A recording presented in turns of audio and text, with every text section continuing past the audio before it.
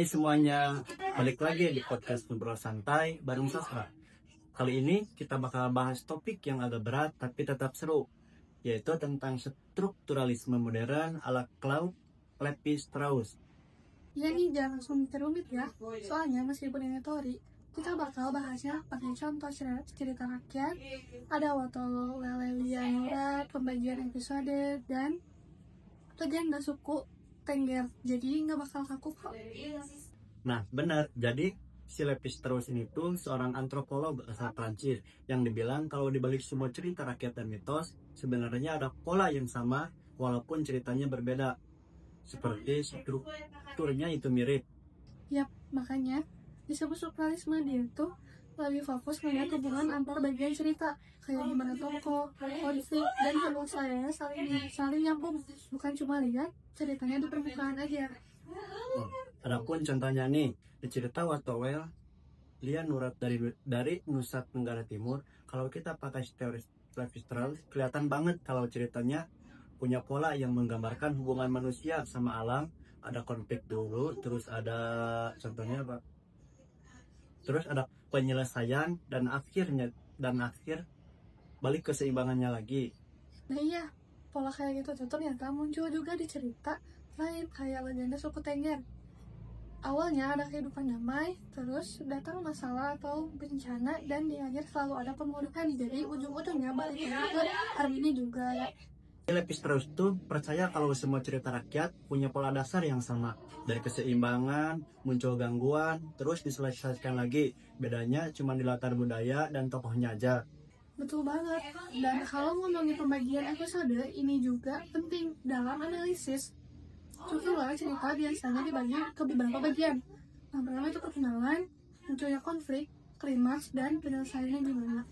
Seperti di Watto Lelelianura, kita bisa bagi jadi 4 episode. Episode pertama yaitu mengenalin tokohnya dan latar ceritanya.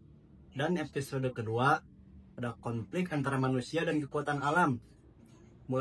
Kekuatan alam mulai muncul. Episode ketiga si tokoh diuji, terus terakhir semuanya kembali seimbang.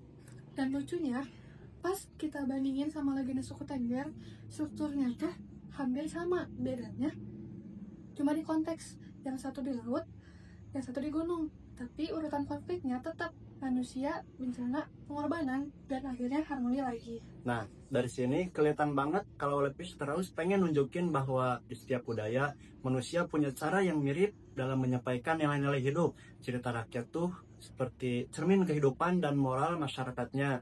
Bener, jadi lewat teori strukturalisme, kita nggak cuma baca cerita buat hiburan, tapi bisa mengerti makna yang tersembunyi di baliknya.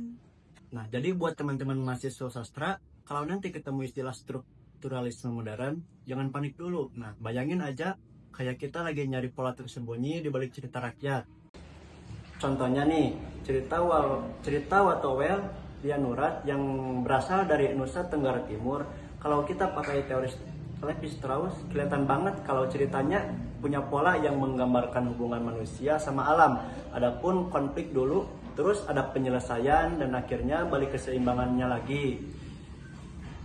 Nah, maka dari itu berarti bisa dibilang Lévi-Strauss tuh percaya kalau semua cerita rakyat punya pola dasar yang sama. Dari keseimbangan, munculnya gangguan, terus diselesaikan lagi. Bedanya cuma di latar budaya saja dan tokohnya.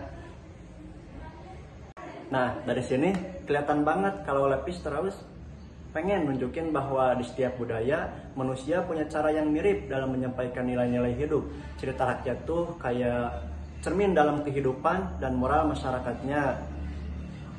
Ya intinya teori ini ngajarin kita buat lebih peka sama struktur dan makna dalam setiap kisah.